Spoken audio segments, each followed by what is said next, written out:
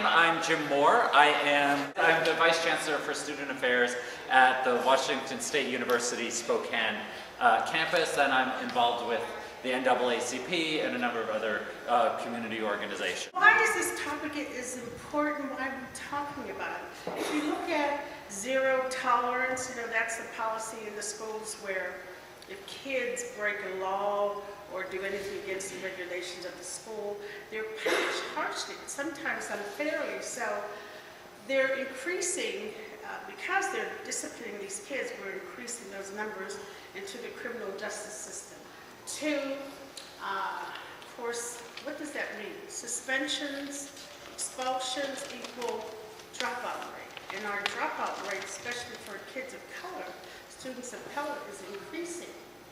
So if we're going to end this dropout crisis, we must end this, or look at this school-to-prison pipeline and reduce it. There it is, school-to-prison pipeline. These are the policies and practices that push our kids out of the classroom. And this starts in kindergarten. Kids in kindergarten, first grade have been suspended. We're pushing our kids out of our institutions, our learning environments. Kids come to school. Why would you want to stay in school if you're going to be suspended, expelled unfairly? In 2015, the legislators in our state passed a bill, House Bill 1541.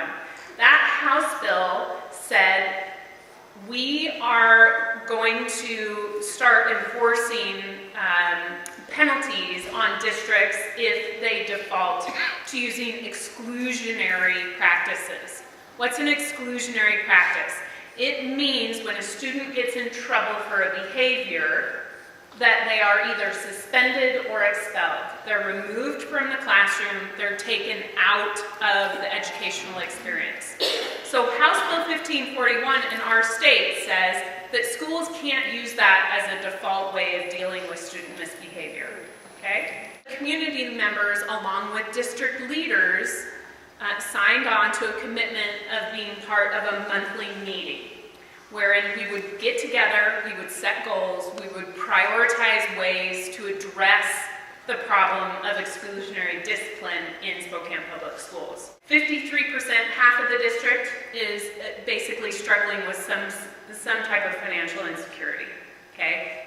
Students who are suspended or expelled, 86% of them are identified as coming from low socioeconomic homes, involved in special education and 504 students, okay? They make up, if you put together special ed and 504 numbers, 20% of the district, yet the total exclusionary practices, right, are around 47%, account for 47% of the suspensions and expulsions.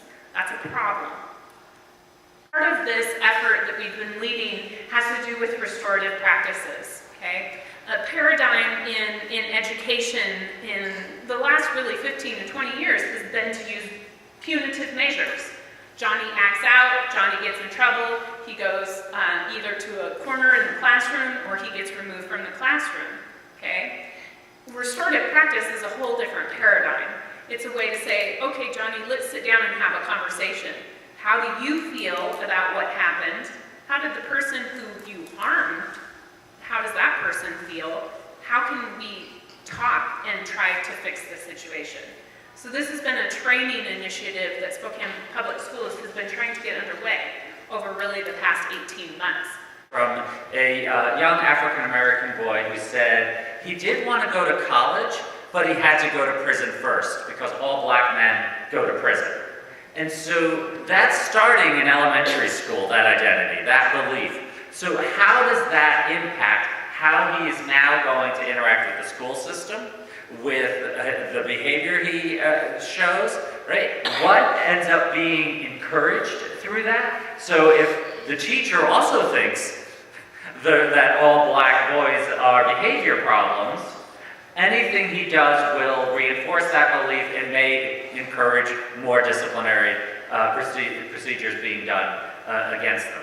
I'm a criminal. That was the offered identity he was getting from the world, from what was being presented to him, from his interactions with the world. Now he has a choice, too. There is an element of choice, right? We're not all just programmed, all right? You can accept it, you can reject it, or you can negotiate some space in between what you're being offered in identity, because it is a construction process. So the question becomes, what do we in our schools offer our children as a possible identity for them moving forward? Is it the identity of a criminal? Is it the identity of a college student? Is it the identity of a vocational worker? Because many futures are possible that are positive. Not everyone. But if we can say, no, that's not your destiny, that's not your fate, you can be a successful student, and here's how, that changes the direction you're going to go in. So identity, understanding that identity development piece is really important for what's happening in our schools. Now I'm going to pass this on to Pavel, who's going to talk about change and parents and all kinds of good stuff. What schools can do. Schools can surface, can engage some of these issues partly by looking at their own processes, by helping train and empower their own staff to be aware, to be more conscious, to maybe practice some of the lessons that somewhere in a class back in their second year in their education curriculum that was there but needs to be refreshed and lived in practice. Create the culturally sensitive events that promote inclusive community building. You know, does the school create, again, it's one trivial example, does the school create events that celebrate Kwanzaa as well as consistently as St. Patty's Day? By the way, it's great to have both, but are we having both types of events, or is one kind of an essential, another one an afterthought? If we do Cinco de Mayo, is it a stereotype of, wearing, somebody comes out with a big sombrero and does a taco bowl, which is not culturally sensitive or inclusive programming. One of the things is we're thinking about these interactions, simplify the context of the explanations of the infractions and the prescribed responses. Proactively create appropriate limits on the use of law enforcement in public school. What should that look like? What should it be given we know what's going on?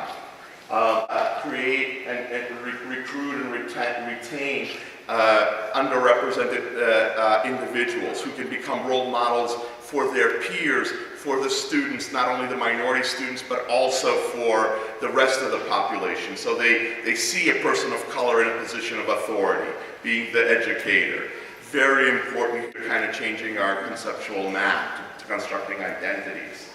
And something we already talked about in terms of intercultural competence, specifically providing responsive teaching strategies. I'll stop here. A lot's been put on the table.